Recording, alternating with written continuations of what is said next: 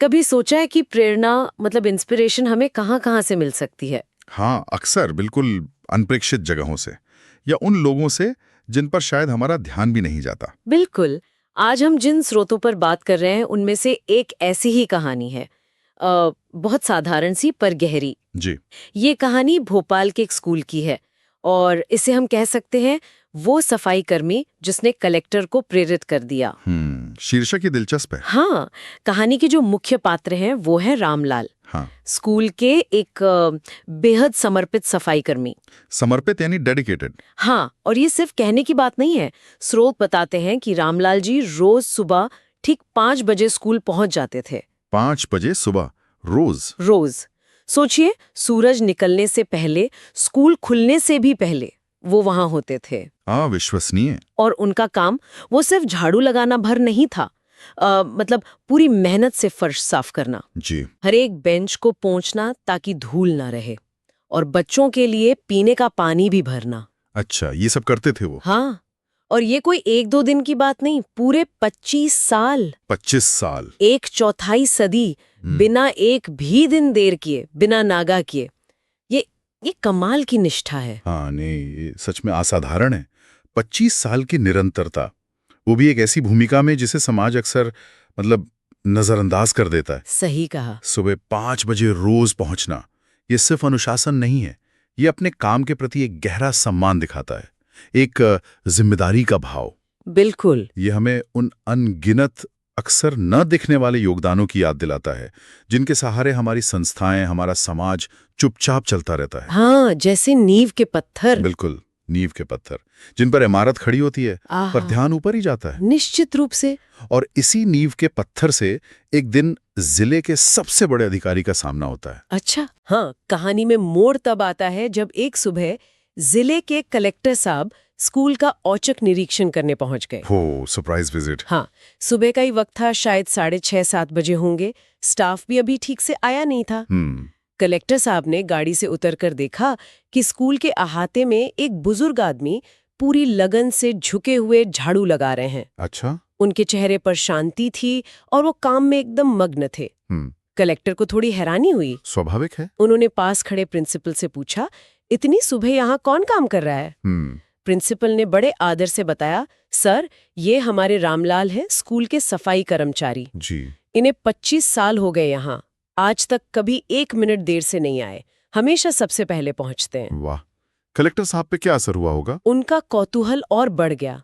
वो रामलाल जी के पास गए, कुछ पल उनके काम को देखा जी। और फिर बहुत सहजता से पूछा, बाबा, आप इतने सालों से रोज इतनी सुबह आकर ये सब करते हैं? हाँ। इतनी लगन, इतना समर्पण, ये कहाँ से लाते हैं आप?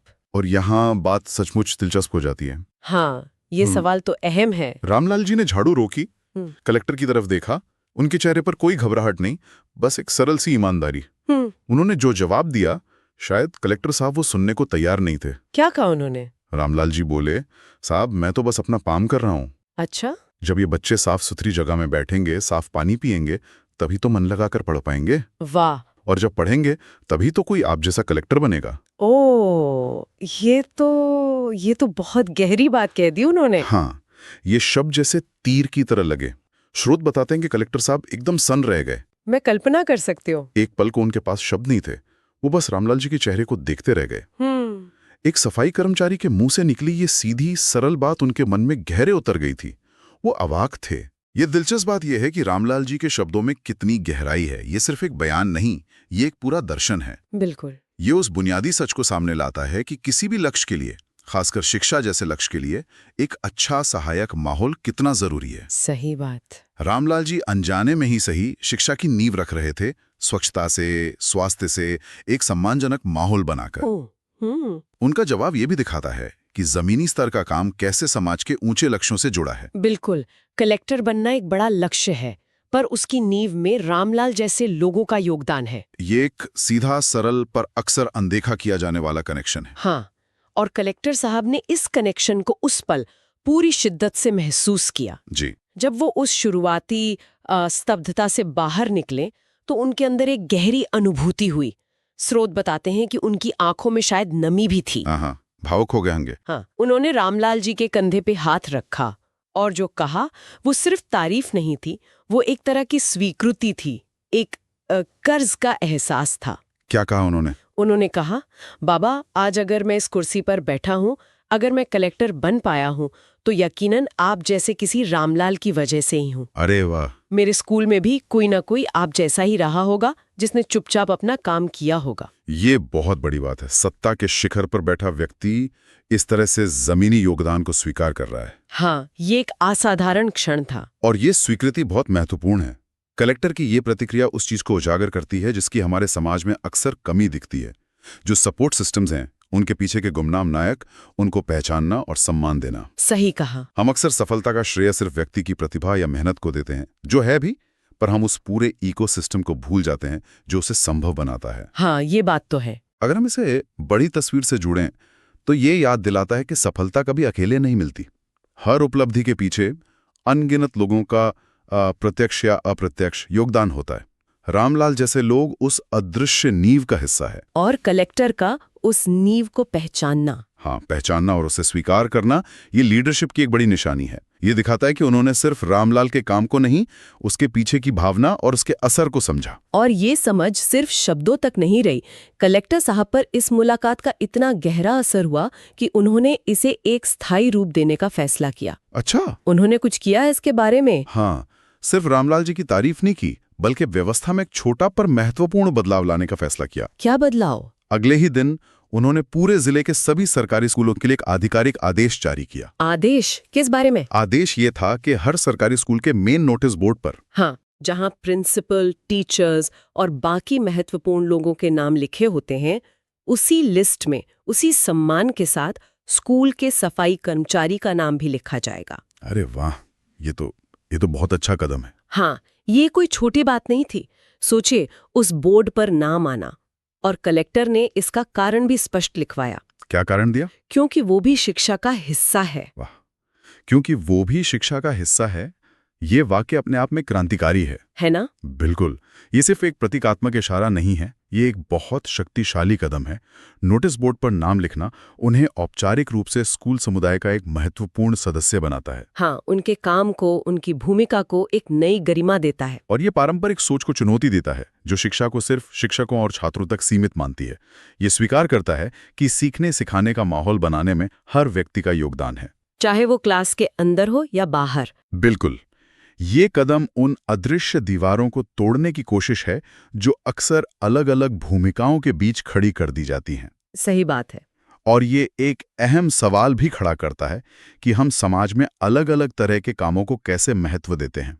क्या हमारा सम्मान सिर्फ पद या टाइटल या विजिबिलिटी पर आधारित है, या हम वास्तविक योगदान और कर्म को महत्व देना सीखते हैं? हाँ, ये सोचने वाली बात है। कलेक्टर का ये आदेश, भले ही छोटे पैमाने पर हो, इसी बड़े सवाल को एड्रेस करने की कोशिश है। यह हमें सोचने पर मजबूर करता है कि क्या हम उन लोगों को पूरा श्रेय और सम्मान देते हैं जिनके बिना समाज ठीक से चल नहीं सकता। तो इस सब का क्या मतलब निकलता है? इस पूरी कहानी और कलेक्टर के कदम से जो मुख्य संदेश सामने आता है, वो हमारे स्रोत में भी साफ तौर पर है। सम्मान सिर्फ कुर्सी का नहीं, कर्म का होना चाहिए। बिल्कुल सही। ये कहानी हमें याद दिलाती है कि समाज को बेहतर बनाने वाला हर व्यक्ति अपने अपने तरीके से एक टीचर की भूमिका निभा रहा है। हाँ, रामलाल ने कलेक्टर को निष्ठा, समर्पण और अपने काम के प्रति गहरे सम्मान का पाठ पढ़ाया, वो भी बिना कोई लेक्चर दिए, सिर्फ अपने काम से। और शायद यही सबसे प्रभावशाली शिक्षण होता है। ये कहानी हमें अपने सामाजिक मूल्यों पर, अपनी धारणाओं पर गहराई से सोचने को कहती है। हाँ, हमें उन योगदानों को एक्टिवली पहचानना और स्वीकार करना सीखना होगा जिन्हें हम अक्सर अनदेखा कर देते हैं या छोटा मान लेते हैं। बिल्कुल, जैसे आपने कहा, समाज एक मशीन की तरह है, हर पुर्जा जरूरी है। जी, रामलाल जी की कहानी ये भी दिखाती है कि एक व्यक्ति का अपने काम के प्रति जुनून और ईमानदारी सिर्फ उसके आसपास के माहौल को ही नहीं सुधारती, बल्कि उसमें दूसरों को प्रेरित करने और यहाँ तक कि व्यवस्था में सकारात्मक बदलाव लाने की भी ताकत होती है। हाँ, कलेक्टर का बदलना और फिर उस बदलाव को पॉलिसी में लाना, इसी का सबूत है। सही कहा। स्रोत में एक बहुत ही मार्मिक और यादगार पंक्ति भी है जो इस पूरी चर्चा के सार को खूबसूरती से समेटती है। क्या पंक्ति है! इसे रामलाल जैसे अनगिनत लोगों के लिए एक श्रद्धांजलि की तरह देख सकते हैं। पंक्ति है, कभी कभी सबसे बड़े गुरु वो होते हैं जिनके हाथों में किताब नहीं, झाड़ू होती है। वाह, बहुत खूब।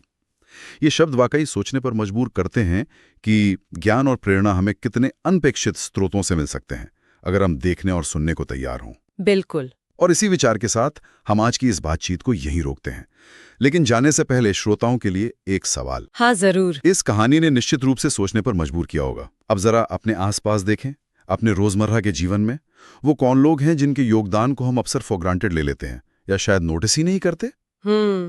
अच्छा सवाल है। चाहे वो घर में काम करने वाले सहायक हों, ऑफिस के सपोर्ट स्टाफ हों या सार्वजनिक जगहों को साफ रखने वाले कर्मचारी हों, उनके महत्व को सिर्फ मन में स्वीकार करने से आगे बढ़कर हम एक्टिवली उनके काम को पहचानने और सराहने के लिए व्यक्तिगत और सामूहिक स्तर पर और क्या ठोस कदम उठा सकते हैं। हाँ, इस पे जरूर सोचना चाहिए। इस पर विचार कीजिए।